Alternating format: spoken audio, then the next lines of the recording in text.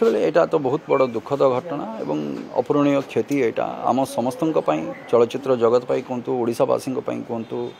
जो दर्शक मैंने देखी खाली ओडिशा रे नुहे ओडिशा बाहर भी कहतु जो जगार से सिनेमा कर प्रत्येक जगार छाप से छाड़ी जाइंट से जगार तो मन तो रे सब आज देखा मिलूला हुए तो आज देखा मिलबनी स्मृति रे रे सब शेष पर्यंत शेष निश्वास पर्यंत से रे स्मृति रे वर्तमान रे आउ अनुभूति कौन वर्तमान रे सब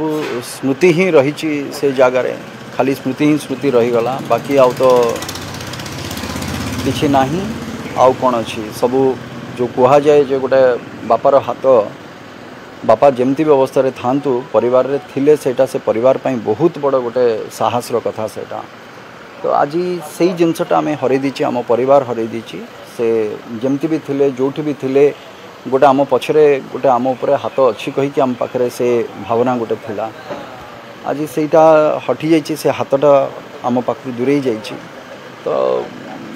चारिपट तो अंधार ही अंधार वर्तमान।